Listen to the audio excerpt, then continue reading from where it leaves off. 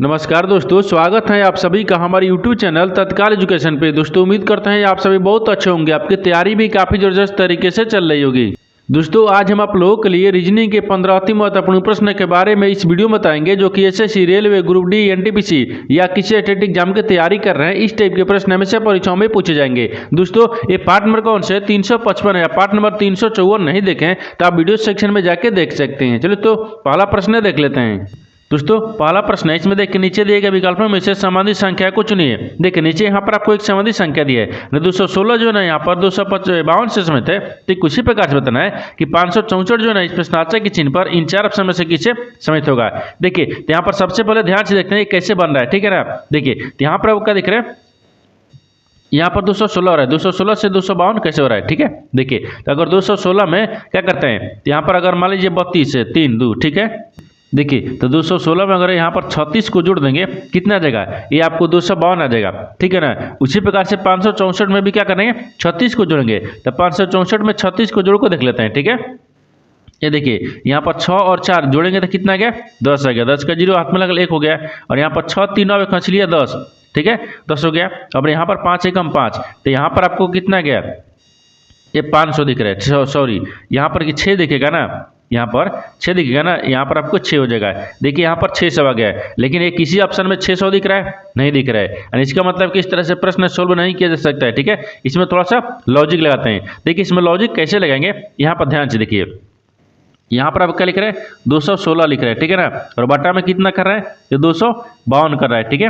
और बराबर में रखते हैं, ये कितना कर रहा है, तो 564 कर रहा है, ठीक है। और बटा यहाँ पर क्या रखेंगे, x, यानी इसी को तो मान ज्ञात करना है। देखिए इसी का मान ज्ञात करना है, इसको मान ज्ञात करने के लिए क्या करते हैं, 3 गुना कर लेंगे, ठीक है ना। जैसे देखिए x बराबर हो गया, ठीक है ना। तो यहाँ पर आपको क्या दिख रहा है, 252 दिख रहा है, फिर गुने क्या दिख रहा है, ये 564 दिख रहा है, ठीक है ना। 564 आ गया, और बटा में कितना रखेंगे, 200, यहाँ पर 16 गया। अब इनको क्या करते हैं, भाग कर देंगे 564 में, तो 2.61 मिनट में आ जाएगा, ठीक है ना। 2.61, तो 2.61 और 252 से आप गुना करेंगे। जैसे यहाँ पर ध्यान से देखिए 252 दिख रहा है, फिर गुने यानी 2.61 से गुना कर लेंगे। जब गुना कर लेंगे तो यहाँ पर कितना आ जाएगा, गुना करने के बाद में कितना आ जाएगा, तो यहाँ पर आपको 658 आ गया है। तो 658 इस प्रश्नार्थक के चिन्ह पर कौन सा संख्या बढ़ जाएगा, तो 658 हो गया है। तो 658 को देखते हैं किस ऑप्शन में दिख रहा है, यानी ऑप्शन नंबर यहाँ पर आपको बी में दिख रहा है। ऑप्शन नंबर बी आपका सही हो जाएगा। दोस्तों मैं उम्मीद करता हूँ इस प्रश्न को भी आप अच्छी तरह से समझ पाएंगे। नेक्स्ट प्रश्न देख लेते हैं। दोस्तों दूसरा प्रश्न है, इसमें देखिए नीचे दी गई श्रृंखला श्रेणी में प्रश्नार्थक चिन्ह के स्थान पर कौन सी संख्या आएगी। देखिए नीचे यहाँ पर आपको एक श्रृंखला दी है, इन श्रृंखला में बताना है कि इस प्रश्नार्थक चिन्ह पर इन चार ऑप्शन में से कौन सी संख्या यहाँ पर भरा देगा।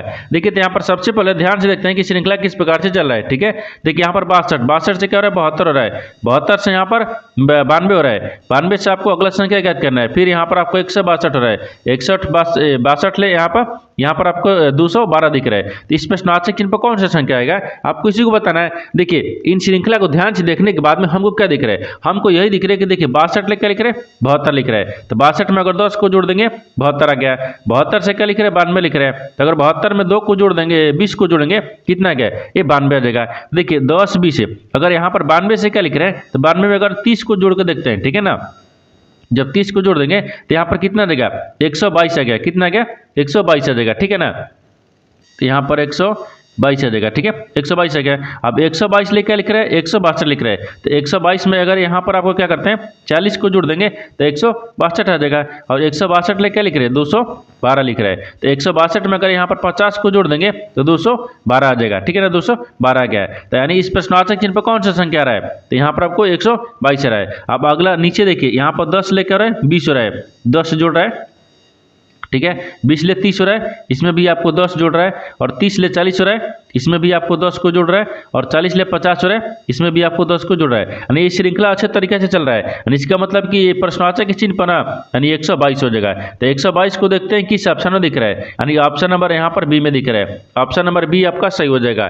दोस्तों मैं उम्मीद करता हूँ इस प्रश्न को भी आप अच्छे तरह से समझ पाएंगे। नेक्स्ट प्रश्न देख लेते हैं। दोस्तों तीसरा प्रश्न है, इसमें देखिए यदि अंग्रेजी वर्णमाला के दूसरे आधे भाग को यहाँ पर व्युत्क्रम किया जाता है तो एल तथा ओ के बीच कितने अक्षर होंगे। देखिए यहाँ पर सबसे पहले प्रश्न समझिए से बोल कर यहाँ पर क्या बोल रहा है, ये बोल रहा है कि एक अंग्रेजी वर्णमाला है, जैसे यहाँ पर एक अंग्रेजी वर्णमाला लिखे हैं, इसी से बोला है ना कि देखिए दूसरे आधे भाग को व्युत्क्रम कहते हैं, यानी आधा भाग को सीधा लिखेंगे और आधा भाग को उल्टा करेंगे, ठीक है ना, उल्टा लिखेंगे। तो आपको एल और ओ के बीच में कितने अक्षर है आपको इसी को बताना है। देखिए तो यहाँ पर क्या करिएगा, वीडियो को रोक कर खुद अपने आप से बनाने की कोशिश करिएगा और 15 प्रश्न में से अपने कितने प्रश्न सही किए हैं वीडियो को लास्ट में कमेंट में जरूर बताइएगा। और इस चैनल पर पहली बार आए तो चैनल को सब्सक्राइब कर बेल आइकन घंटी को प्रेस जरूर कर लीजिए, क्योंकि सबसे पहले इस तरह क्लास आपको मिलता रहे।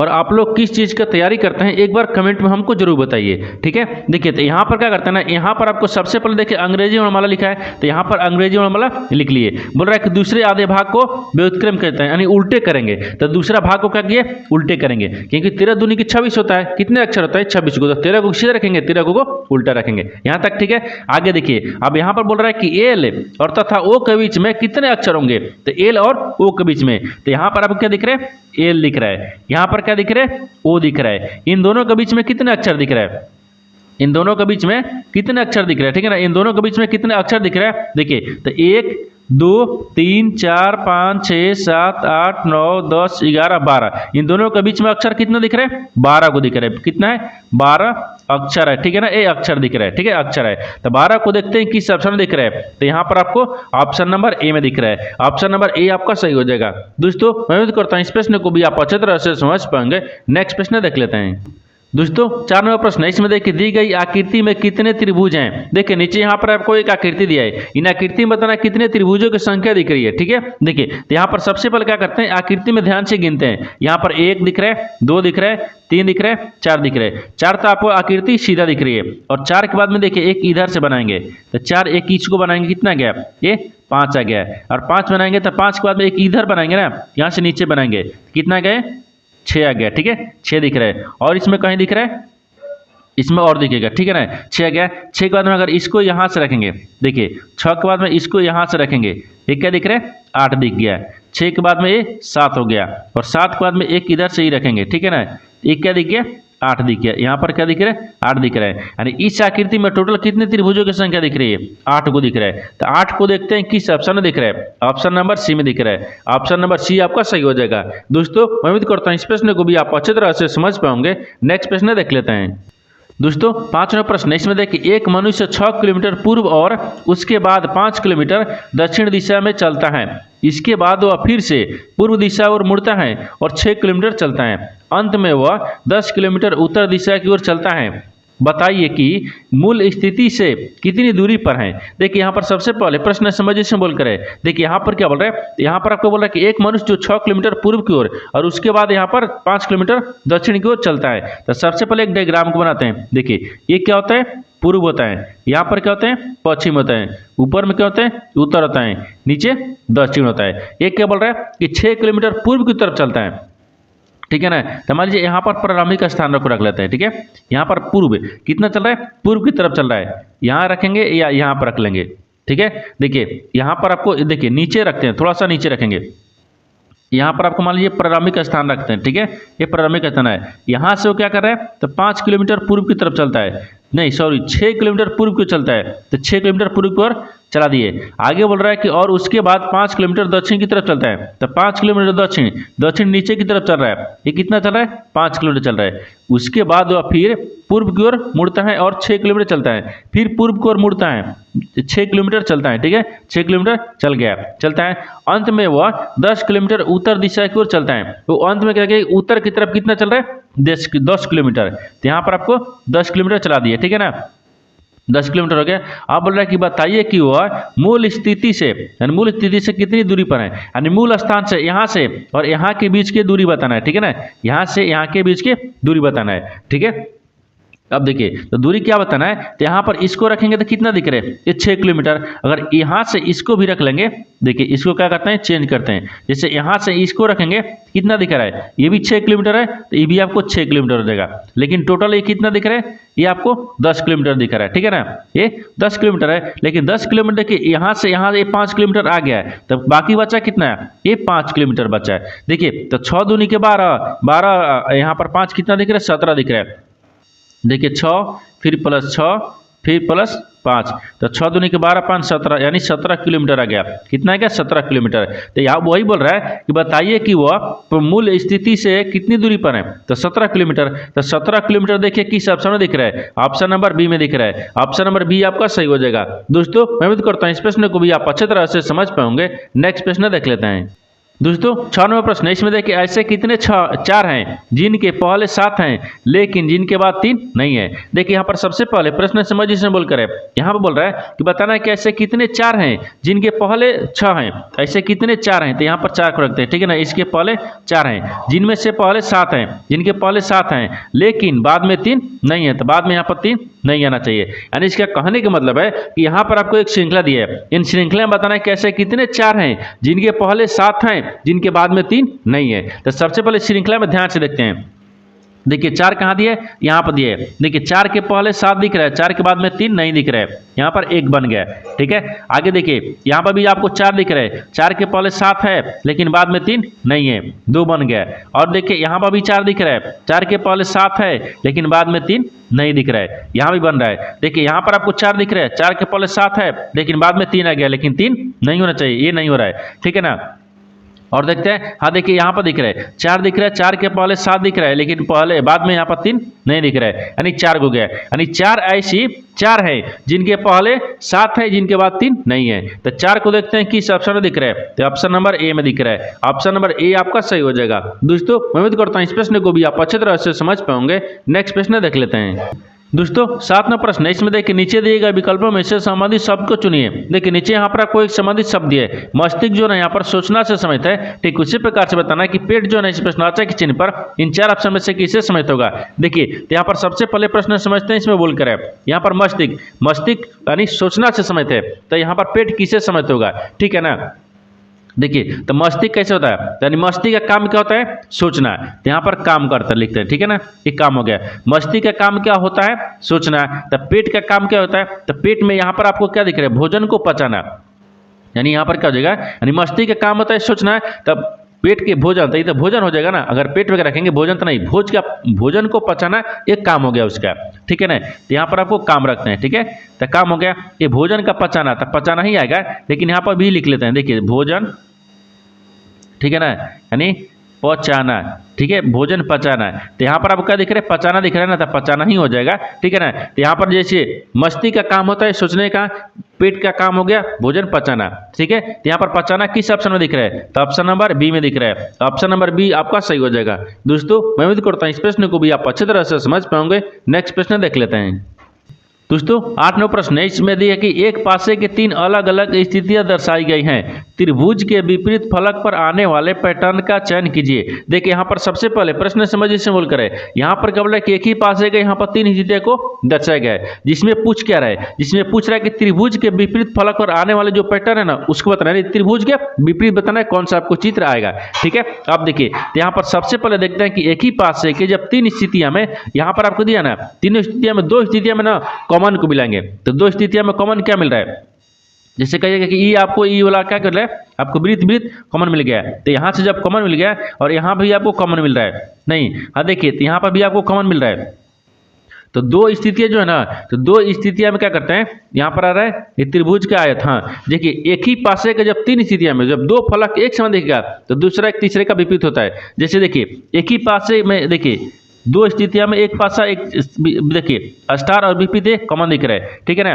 जब 2 स्थितियां में जब 2 फलक एक समान होगा तो तीसरा एक दूसरे का विपरीत होता है। तो देखिए 2 स्थितियां में देख लिए, अब यहाँ पर तीसरा देखिए एक दूसरे का विपरीत हो गया।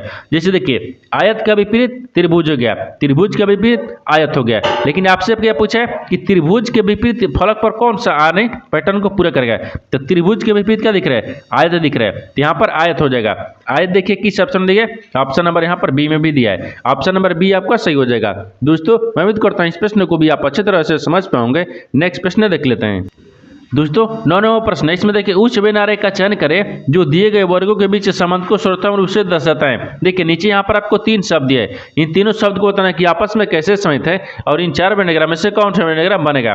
देखिए यहाँ पर सबसे पहले ध्यान से देखते हैं कि तीनों शब्द में से कॉमन कौन सा मिल रहा है। देखिए उत्सव दिया है, दिवाली दिया है और वैसाखी दिया है। तो सबसे कॉमन क्या दिख रहा है? सबसे कॉमन उत्सव दिख रहा है। उत्सव के अंदर में ही दिवाली भी आते हैं, उत्सव के अंदर में वैसाखी भी आते हैं, ठीक है ना। देखिए यहाँ पर आपको क्या लिखते हैं? उत्सव, ये उत्सव दिख रहा है, ठीक है। उत्सव के बाद में आपको दिवाली भी दिख रहा है और वैसाखी भी दिखता है, ठीक है ना।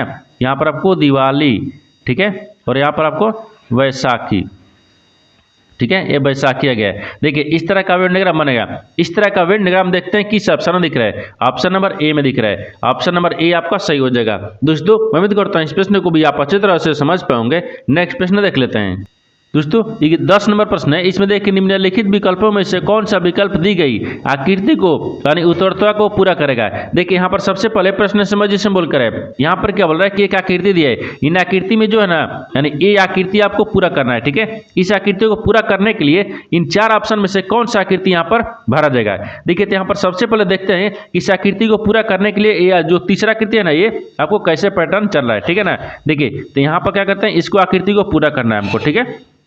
पूरा करने के लिए क्या करेंगे, देखिए ये आपको यहाँ पर देखिए ये आपको क्या है, यहाँ पर आपको गड्ढा दिया है, ठीक है ना, जिससे आपको ज्यादा गड्ढा दिया है, ठीक है। अब देखिए इसमें आपको खाली दिया है, ठीक है, ये खाली दिया है। ये आपको तिरछा, देखिए ये आपको तिरछा तिरछी एक समान दिख रही है, एक समान दिख रहा है ना। देखिए ये आपको तिरछा तिरछी एक समान दिख रहा है, तो हम इसको भी क्या करेंगे, एक समान तिरछा तिरछी रखेंगे। जिससे यहाँ पर आ गया, फिर इसके बाद में मान लीजिए यहाँ पर ऐसे रखते हैं, ठीक है ना। इस थोड़ा सा इसको देखिए यहाँ पर आपको ऐसे रख लेंगे, ठीक है। इसको भी ऐसे रखेंगे। देखिए इसमें जो स्टार दिया है, इसमें भी स्टार दिया है, इसमें भी स्टार, इसमें भी स्टार, यानी ऐसे आए, ठीक है। एक एक सामने दिख रहा है, ठीक है। उसी प्रकार से हम इसको भी क्या करते हैं, सामने रखते हैं, ठीक है ना, सामने रखेंगे। जैसे यहाँ पर भी एक स्टार हो गया, ठीक है, या प्लस देखिए, और यहाँ पर भी आपको एक प्लस आ गया, ये दोनों तरफ आ गया, ठीक है ना। तो इस तरह का आकृति भरा देगा। देखिए ये सेम, ये आकृति सेम हो गया, ये आकृति सेम हो गया, यानी आपको ये आकृति भरा देगा। तो इस तरह की जो आकृति है ना, वो देखते हैं कि किस ऑप्शन में दिख रहा है। ए में दिख रहा है, नहीं दिख रहा है। बी में दिख रहा है, नहीं दिख रहा है। सी में भी दिख रहा है, नहीं दिख रहा है, यानी ऑप्शन नंबर डी में दिख रहा है, यानी ऑप्शन नंबर डी आपका सही हो जाएगा। दोस्तों मैं उम्मीद करता हूँ इस प्रश्न को भी आप अच्छी तरह से समझ पाओगे। नेक्स्ट प्रश्न देख लेते हैं। दोस्तों 11वां प्रश्न है, इसमें देखिए दिए गए समीकरण में स्टार को प्रतिस्थापित करने के लिए निम्नलिखित में से चिन्हों के लिए किस समुच्चय का प्रयोग किया जाना चाहिए। देखिए यहाँ पर सबसे पहले प्रश्न समझिए से बोलकर है, यहाँ पर क्या बोल रहा है कि एक समीकरण दिया है, ठीक है ना। इस समीकरण में जो स्टार का चिन्ह है ना, या स्टार के चिन्ह, इन 4 ऑप्शन में से कौन सा चिन्ह को रखेंगे जो समीकरण संतुलित हो जाएगा, यानी संतुष्ट हो जाएगा। तो सबसे पहले क्या करते हैं, इस समीकरण को यानी स्टार के चिन्ह पर रखते हैं। देखिए तो स्टार के चिन्ह पर कौन सा रखेंगे, यहाँ पर ध्यान से देखिए, अगर ए को रखते हैं तो यहाँ पर प्लस आ गया, फिर गुना आ गया, तो यहाँ पर आपको भागा थोड़ा करना है, ये तो बराबर दोनों दिया है, ये नहीं हो पाएगा यहाँ पर, ठीक है। अब देखिए यहाँ पर भागा करेंगे, यहाँ पर आपको माइनस कर लेंगे, तो कितना आ गया भागा, हाँ तो 2 चौके 8 आ गया। मान लीजिए यहाँ पर 2 चौके 8 हो गया। अब आगे क्या दिख रहा है, फिर -4 दिख रहे हैं, तो ये 0 आ गया है। अगर इसको रखते हैं तो 8 5 40, ठीक है ना, और यहाँ पर 60 जोड़ेंगे तो नहीं आ रहा है, ठीक है, ये तो नहीं हो पाएगा। यहाँ पर ये नहीं हो रहा है, ठीक है। ऑप्शन बी को देख करते हैं, ऑप्शन बी को चिन्ह को बदलते हैं, ठीक है ना, ये ऑप्शन बी को बदलते हैं, ठीक है। ए नहीं हो रहा है, बी को देखते हैं।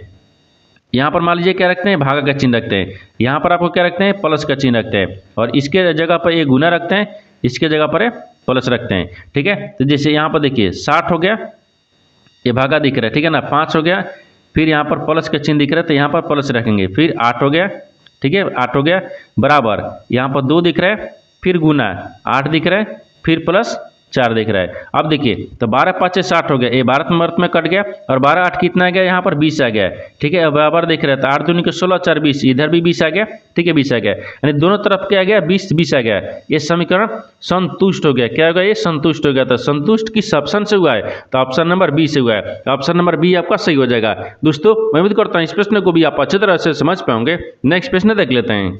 दोस्तों 12वां प्रश्न है, इसमें देखिए कथनों को पढ़े और दिए गए विकल्पों में से निष्कर्ष को चुने। देखिए नीचे यहाँ पर आपको कथन दिया, निष्कर्ष दिया। कथन के आधार पर डायग्राम को बनाते हैं, निष्कर्ष के आधार पर प्रश्न को सोल्व करते हैं। तो सबसे पहले यहाँ पर कथन को देखते हैं बोलकर, ठीक है ना, इसके आधार पर ही डायग्राम को बनाएंगे।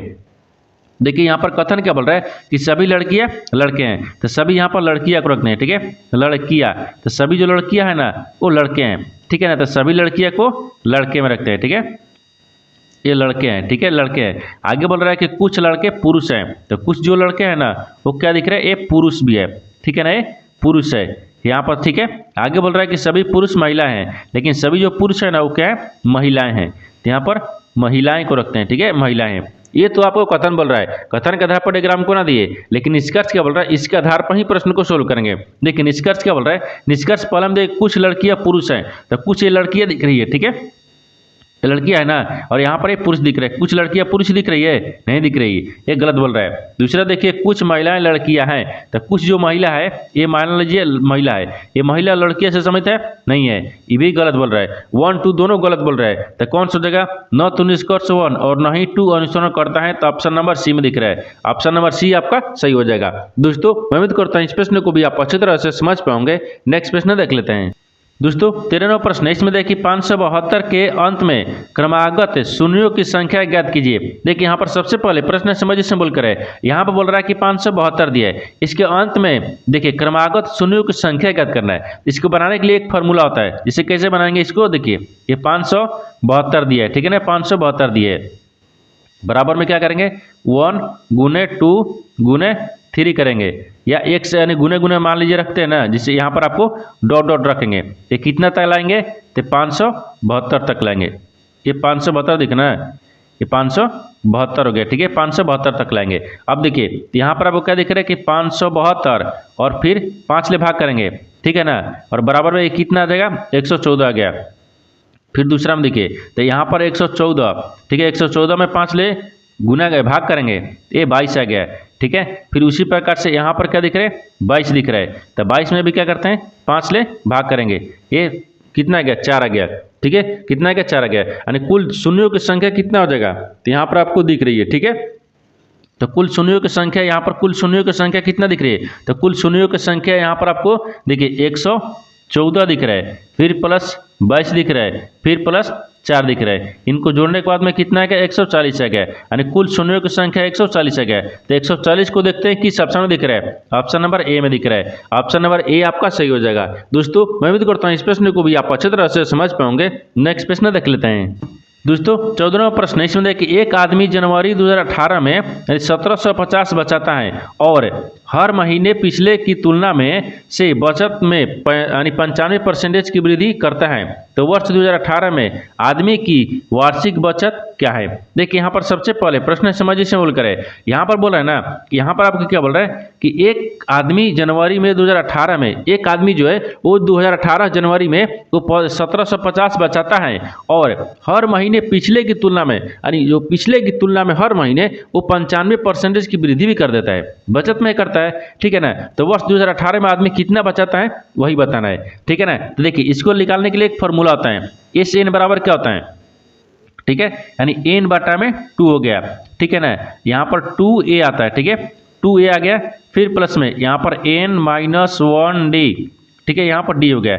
अब इसी पर हमको बैठाना है, तो कितना दिए, तो 12 दिया है, 12 दिए, 12 महीने होता है ना, और यहाँ पर 6 दिया है, ठीक है ना, ठीक है, और यहाँ पर फिर गुना रखते हैं, ठीक है, इसको पोस्ट में कर देंगे, 2 करेंगे, और ए का मान कितना दिए, तो ए का मान यहाँ पर देखिए गुना क्या करेंगे 1750 दिए, ठीक है ना, 1750, एन का मान कितना दिए, तो 12 दिए, माइनस 1 करेंगे, डी का मान कितना दिए, तो 95 दिया है, ठीक है, इतना हो गया। अब इसको सोल्व करना है, देखिए तो सोल्व करेंगे तो 6 दूनी के 12, 6 आ गया, अगर इसको गुना करेंगे तो यहाँ पर आपको 35 आ गया, 17 दूनी के 34 से 35 आ गया, इसको माइनस करेंगे 11 आ गया। अब इसको फिर गुना करते हैं, फिर गुना कितना आ गया, ये 95 आ गया, ठीक है ना। एक स्टेप और आगे बढ़ेंगे, यहाँ पर 6 दिख रहा है, फिर आपको 6 दिख रहा है, ठीक है ना, तो यहाँ पर आपको 3500, ठीक है, 3500, फिर यहाँ पर गुना के चिन्ह दिया ना, नहीं प्लस दिया है, फिर आपको 11 को और 95 को क्या करते हैं गुना करेंगे, तो गुना करेंगे तो 1045 आ गया, ठीक है ना, 1045 आ गया।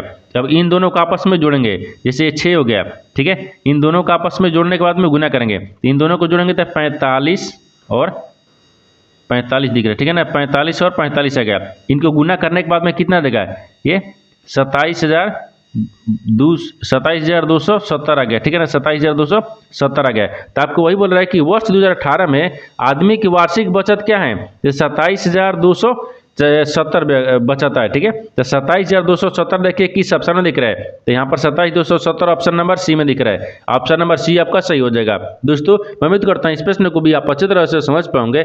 नेक्स्ट प्रश्न देख लेते हैं। दोस्तों 15 प्रश्न है, इसमें देखिए सबसे बड़ी संख्या, जब सबसे बड़ी 5 अंकों की संख्या ज्ञात करें जो जब यहाँ पर 3, 4, 5 और 6 से विभाजित होती तो यहाँ पर शेषफल 1, 2, 3 और 4 बचता है। देखिए यहाँ पर सबसे पहले प्रश्न समझिए सिंबल करे, यहाँ पर क्या बोल रहा है, यहाँ बोल रहा है कि सबसे बड़ी 5 अंकों वाली संख्या को ज्ञात करना है जो 3, 4 और 5 और 6 को विभाजित करने के बाद में यानी क्रमशः उनको शेष कितना बचना चाहिए, 1, 2, 3 और 4 शेष बचता है, ठीक है ना। देखिए इनको क्या बोल रहा है, यहाँ पर सबसे बड़ी 5 संख्या को तो कितना आता है, 1, 2, 3, 4, 5 को सबसे बड़ी संख्या आ गया, ठीक है ना। अब इसको क्या बोल रहा है कि इसमें जब यहाँ से इतना से भाग करेंगे तो हमको शेषफल 1, 2, 3, 4 बचना चाहिए। तो क्या करते हैं, पहले इसको 60 से इन सबको एलसीएम निकालेंगे। यहाँ पर आपको क्या दिख रहा है, देखिए यहाँ पर निकालते हैं, 3 दिख रहा है, फिर 4 दिख रहा है, फिर 5 दिख रहा है, फिर 6 दिख रहा है, इनका एलसीएम हो गया, ठीक है। यहाँ पर आपको एलसीएम निकालेंगे तो इसका एलसीएम कितना आ गया, 60 आ गया। अब 60 में कितना करें, इस तरह से भाग करेंगे यानी यहाँ पर 60 आ गया, ठीक है ना। अब 60 में 1, 2, 3, 4 और 5 इस तरह से भाग करेंगे, ठीक है। यहाँ पर एक मर्त में 60 को भाग करेंगे, ठीक है। आगे कितना बच गया, ये 9 बच गया और यहाँ से कितना बच गया, 3 बच गया। फिर एक क्या करेंगे, 1 को 9 को उतारेंगे तो फिर क्या करेंगे, कितना मर्त में कटेंगे, तो 6, 3, 18, ठीक है। तो यहाँ पर आपको कितने मर्त में, 6 मर्त में चलते हैं, ठीक है। 6 का 36 हो गया। तो यहाँ पर फिर क्या करेंगे, 36 करेंगे, फिर यहाँ पर एक 9 उतारा गया, नहीं 6 का 36 करेंगे, ठीक है। तो यहाँ पर आपको 60 आ जाएगा, ठीक है। अब यहाँ पर क्या करेंगे, ये 3 आपको कट गया तो बचा कितना, यहाँ पर आपको 9 बच रहा है, ठीक है। यहाँ पर 6, 3, 9, 3 हो गया, यहाँ पर 9 हो गया, फिर एक 9 उतारिए 39, फिर एक स्टेप आगे चलता है यानी 3, 9, 9, फिर यहाँ पर क्या करते हैं, फिर 6 मर्त में चलेंगे, ठीक है ना। फिर 6 मर्त में चलेंगे तो कितना गया, यहाँ पर आपको 360 आ जाएगा, ठीक है। 360 आ जाएगा। तो 360 में फिर क्या करेंगे, इसको माइनस करेंगे, ठीक है, ठीक है। तो देखिए इसको कैसे करेंगे, यहाँ पर आपको 3 दिख रहा है, 6 दिख रहा है, 0 दिख रहा है, ठीक है ना। ये 3, 3 काट दिए तो यहाँ पर 3 बच रहा है, 9 बच रहा है, एक 9 और उतार देंगे, ठीक है। तो कितना आ जाएगा, तो यहाँ पर आपको फिर क्या करेंगे, 360 को रखते हैं, ठीक है। तो यहाँ पर ये भी कटेगा, ये 99, 3, 3 तो हाँ ये 3 बच गया, फिर ये 9 बच गया, ठीक है। यहाँ पर आपको 3 बचेगा, देखिए ये 3 बचेगा, फिर 9 बचेगा, ये शेषफल कितना बच गया, तो शेष आपको यहाँ पर 39 आएगा। जब शेष 39 आएगा ना तो यहाँ पर आपको कितना दिख रहा है, इसमें से 9 को घटा लेंगे, जैसे देखिए 1, 2, 3, 4, 5 और इसमें से हमको 39 को माइनस करना है, ठीक है। और फिर माइनस क्या करना है, 2 से करना है। देखिए यहाँ पर 9, देखिए 5 जो बड़ी संख्या है ना, 5 बोल रहा है कि सबसे बड़ी 5 अंकों वाली संख्या इतना है, तो हो गया 39 और 2 को दोनों को माइनस करेंगे, दोनों को माइनस करने के बाद में कितना आ जाएगा, दोनों को माइनस करेंगे तो 99, 95 आएगा, ठीक है। देखिए 99 और 95 और 8 आ जाएगा, ठीक है। 99, 95, 8 आ गया यानी इतना माना जाएगा। तो यहाँ पर देखिए कि 99, 95, 99, 958 किस ऑप्शन में दिया है, 99, 958 ऑप्शन नंबर सी में दिया है। ऑप्शन नंबर सी आपका सही हो जाएगा। दोस्तों मैं उम्मीद करता हूँ इस प्रश्न को भी आप अच्छी तरह से समझ पाओगे। नेक्स्ट वीडियो में मिलते हैं, तब तक जय हिंद। दोस्तों इस चैनल पर पहली बार आए तो चैनल को सब्सक्राइब कर बेल आइकन घंटी के ऊपर जरूर कर लीजिए, क्योंकि सबसे पहले इस तरह क्लास आपको मिलता रहे। और इन सारे प्रश्न का PDF आपको टेलीग्राम पर मिल जाएगा, जो कि इस वीडियो का डिस्क्रिप्शन में लिंक दिया गया है।